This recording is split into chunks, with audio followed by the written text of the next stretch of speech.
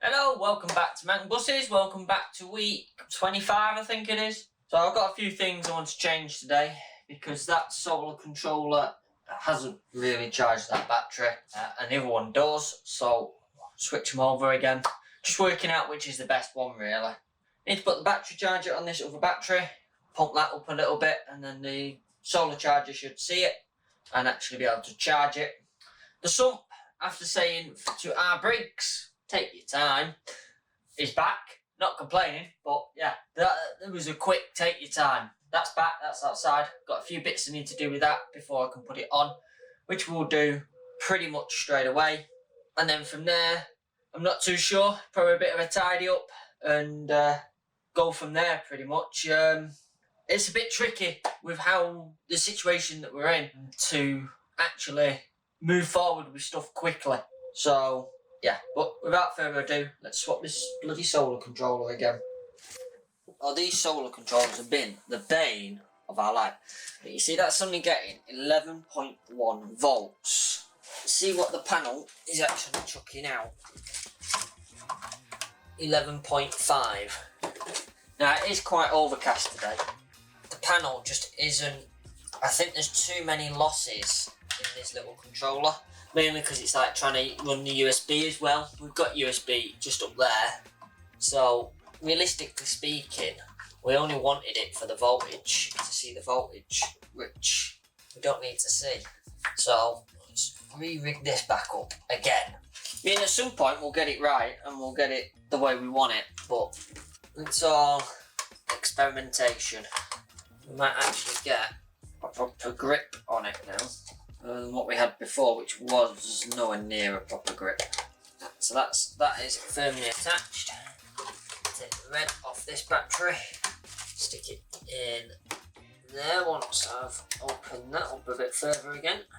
Tighten that up. It's easier when you can actually see what the fuck is going on down there.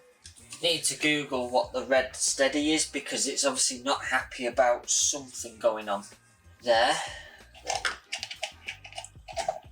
You see, the battery is 11.4 volts. It should be happy with that and able to charge at that. But for some reason, it's not. Now, because I actually do think of things before I come up, I do have with me the Chromebook. So we're going to have a quick solar technology STCC10 manual. Well, it's not that one. Now, I know the manual is available for this one. Oh, there we go. We've got red steady now. There you go. So red flashing his battery has fault or is under voltage. There we go. So that's what that is. So now if we actually check, nearly 13 volts is being chucked out by the panel. The battery is being put up to 11.9. This other big battery is just, it's not going to do the job until it's been on standard battery charger, which we can sort out now. Now, to connect this up to the solar, it's a little bit more tricky. Well, it's a bodge really, but it'll do the job. So what we do is we put a second positive on, like so, and then this lot.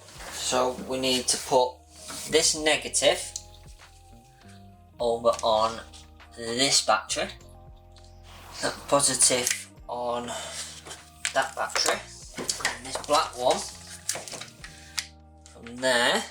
Not a good idea to trap that wire. Well, it's registered there's one battery there, so they must be touching. I won't put a load on them though. Oh no, it hasn't registered because the sun's still out. Hang on.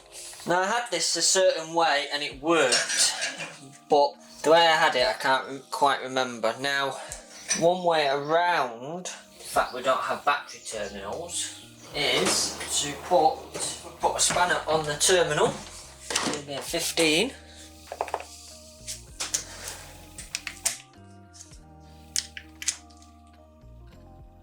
There we go.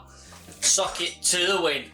You can see that both are complaining of under voltage, but we'll keep an eye on them and they should come good. Should. Right, that's that job done. So this bloody solar system, just can't get it to work the way I want. Now, we are supposed to have some inline fuses to protect them. At the moment we don't have them. However, thanks to doing my mum's CCTV system the other day, I do have the bits for it. Now, my laptop out again. Doesn't say the fuse it takes, but I know it's a 10 amp charge, so we can put a 10 amp fuse in there. Let me just have a look down here in our toolbox. No, it's not in the cupboard. So unless it's at the back here, to say I'm pretty sure we had a fuse holder. Can't bloody find it. I mean, that like that would do it with a bit of tape, in all fairness. Not the best, but it'd do it. And it would be better than what is there now. So, let me have a quick butcher's under here, because the connections are actually under here. Just needs to be on one line, positive one. Need the flathead screwdriver again. I mean, the only way this is ever going to get up to 10 amps is through fault conditions. And I say that because the charger is only a 10 amp charger. So that's on there. Do the other side. And at some point I'll get the correct block for it. But realistically speaking, getting the correct block for it won't be a problem, because the plan in the long run is that there'll be a little circuit cupboard here where the batteries are. So that fuse is now in line, so at least it's protected. Just need it to bring the voltage up of the batteries, and it's not very happy about it because the voltage is so low. And I've got to try and do that with 2 batteries. So, yeah. I mean, it is possible. It should, in theory, do it. I mean, really, it should work anyway, and it should allow the charge of the 2 batteries. But I think what it's more boiling down to is the physical lack of power coming from the roof, because we only have the one panel up on the roof, and that's what's supplying the power. That one panel, I believe, is only rated for 20 volts. I'm trying to find a better socket, because the one that I was using is actually plated, so it won't conduct the best of electricity. Of course, it's only seeing one battery, dickhead, because I need to tell it there is actually 2. Really need to get some proper battery terminals. So now I'm back into 24 volt mode. The panel's throwing out 20.8 volts.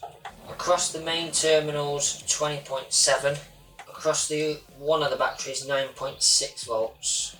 That's the second battery. Why do I get a voltage of 10 volts? I do positive to positive. Double check these connections.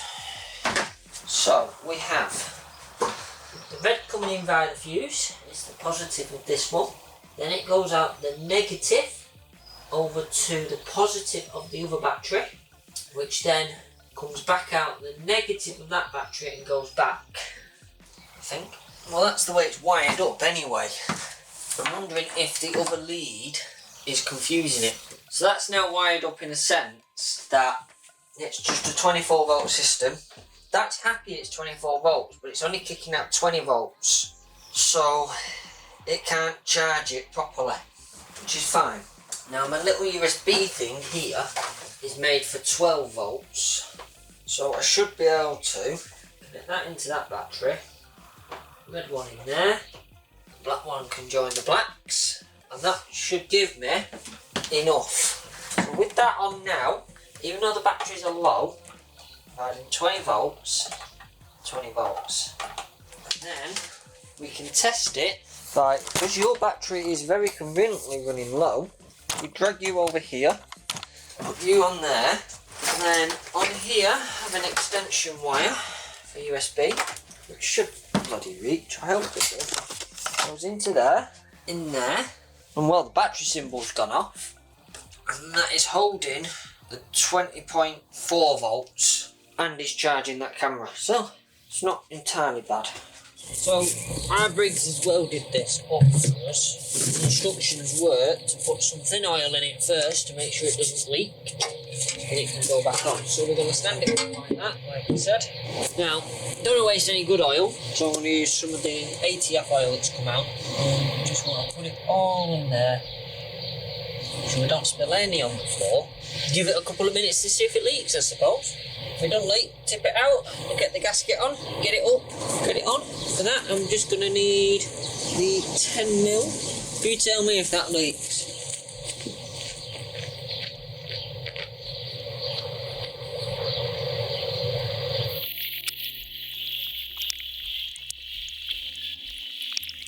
Now, I brought a selection of sockets because I'm sure these 10s, that's not leaked out, so we just unravel the gasket. Looks like the right way, and actually that looks like that is the right way round. Let's go spot on there. Everything looks like it'll line up. So my guess would be that that is the correct one. So we'll put that there so it stays out in the dirt for a minute. Let's lift this up and have a look. Yeah, the oil is going to be slightly contaminated with ATF oil. They're the two long bolts, so remember that bit, and the rest should be short bolts. So, them two should be the ones going there, and all the others are the same size, so they'll be fine. Let's see if we can get this on. We'll try and bring yous underneath with me. So you're going to have to excuse the angle of this. It's sort of like the best I can do. Right, so this gasket is on like so. My bolts, the gun. No, I'm not going to go ballistic on it. And that. Maybe something to lie on wouldn't be a bad idea either, but I don't think they have anything. And the partner's old jacket be better than nothing. Right, so, oh yes. I'm going to start off with the two long ones pretty much. That's one there, one in there. So this might be a little bit tricky on my own. Fact, hang on. No, it won't. Start with the short one in the corner. Do have some locating holes. Forgot about this bit. I thought I'd already taken this off. But clearly not. That's the old RTV seal. That should seal up now, no problem. So, let's cover it up. Might be best off doing the back actually. Fucking anything would be good, wouldn't it, innit, really? Obviously the corners are going to be better, because then we know that it's in the right place. Oh. So it's sat slightly up on the ledge up there. It's hard work this on your own when you're having to lie underneath. Right, I can see the hole on one foot. So hard work, man. Right, so I know I can get it up there. Just having the hands to do it. One's on. That was ridiculously hard. And I need to, once the gasket's started and we've got 4 in it to stretch it out, it should be pretty easy to get everything else back in. But you can see on this side now, the gasket has disappeared. Bolts come out.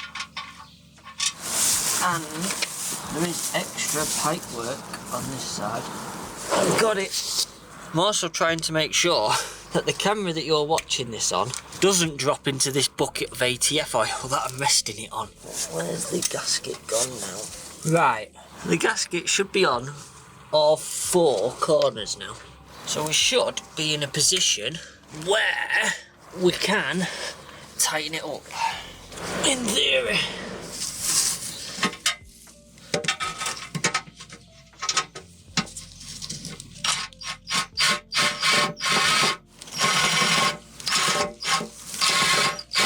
One tightened up on this side, but we're at a bit of an angle at the moment.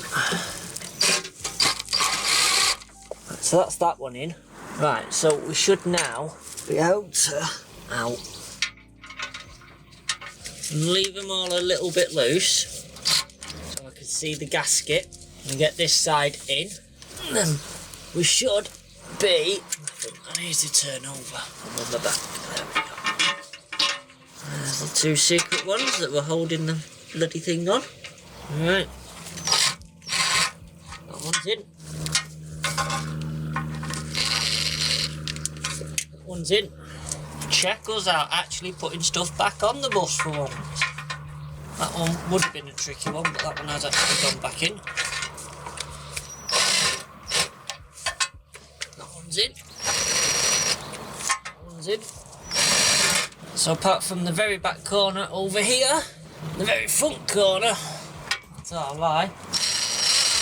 The back corner is in as well. Front one. The only problem is, the very front of the pan and the very back of the pan, I can't actually see the gasket. So, I'm just having to take it that it's in and still actually on. What I should imagine, as we're now closing up, the actual gasket will be in position. And I can see why the cheating bastards last time used a fucking RV seal and made a gasket for it. And then the last one is impossible to get to. The last one is beneath this crank pulley here. Unless I can literally sneak, there's just no room. It's good I can fill the gasket, I just can't get the bolt through the gasket. What's going on now? Oh, I need to find a 10mm spanner. It's not the 10mm spanner I wanted, but it's a 10mm spanner. You know what, actually, I think there's enough, a little bit of room in there. Right, it might be slow going, but I might be able to get this on it. Didn't fancy putting a bolt there. You probably, if I had the flywheel, the fly off, it'd probably be a bit easier, but the idle pulley, should I say. I can persevere with this. Doing it up mostly by hand, when it gets stiff, putting the spanner on it. I mean, it's not going to be as tight as all the others, but I suppose it'll be on there, sealed. So, that is one oil sump back on. Just to prove it, no bolts left over.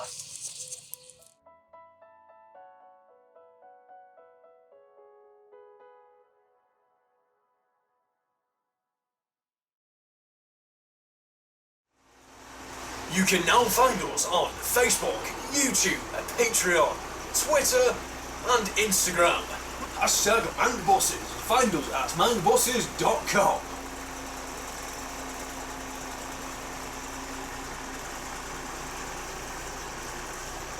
MangBosses, we're sorting scrap.